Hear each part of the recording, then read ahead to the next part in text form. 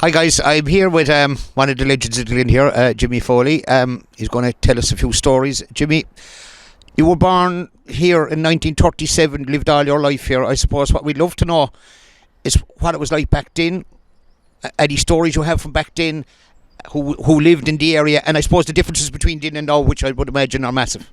The Glen is part of our life, and in the old days I remember well having to go down under the bridge behind me here to bring up surfacing for the Glen, because the place was all potholes and there was no council involved, and we, as you can see, there's big changes here as regards the surface and the way the Glen, it has a special place, I suppose. Now, when I look around me, there's quite a few people here, and it's nice to see that, because in the old days, we started the Glen. Started above at going out on the main road. The first house there was Lynch's. And next to that, from coming down the Glen, was an Auntie Henny of my aunt Auntie Henny was living in the second one, and we came to the third one, which there was a family of Lenahans living in the third house, coming down again, and they came along. My father and mother then were in the next one, and my father, I have to say here that we're sitting here on a forum, and at my back is the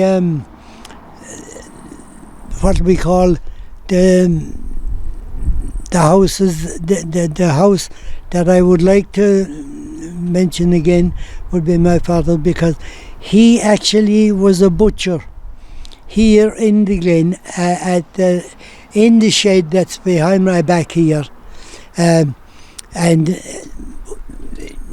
he was what they call an itinerant butcher, and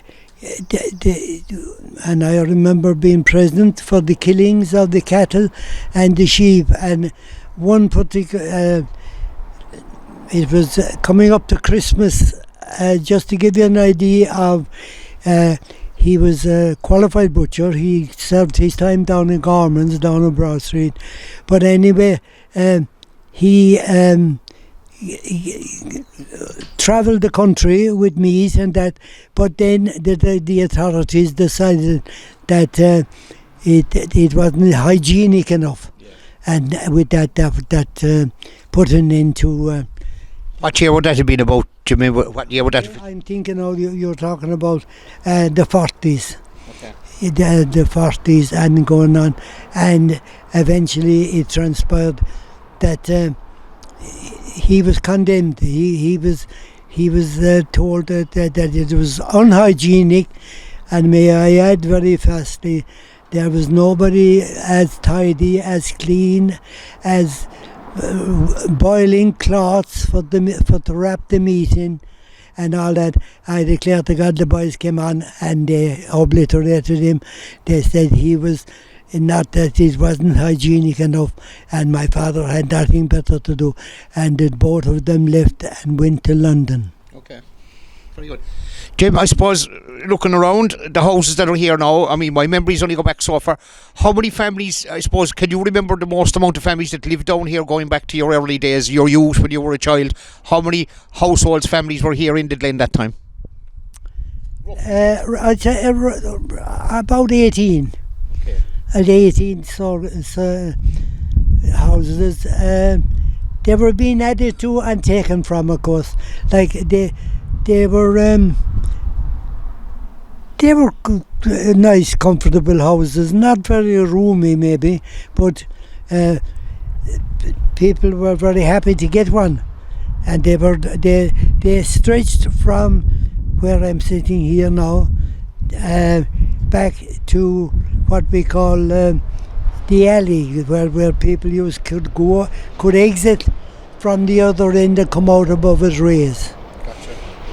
I suppose, Jim, he'd be known for being a musical family. You're a very musical family, and I remember me and Jimmy telling me legendary stories about the get-togethers and the music and the night she'd have out here in the open. Can you tell me any good story or one good story about that, or the biggest one you had? Or we often spent a good, often. We had Tim Lyons was on. Tim, a great favourite of mine, and a piano accordion player, and he'd introduced the piano accordion, and I'd have the saxophone. Jimmy Collins would have the saxophone, and we spent many happy evenings here on the chairs where we're sitting now. And what about the house over here? What? Jim Lyons, is it? Tim Lyons. Tim. It's, of course, that house has gone now. There's a new house in this place. So Tim, where Tim Lyons was living, was you can see the house there now. It's the new house now.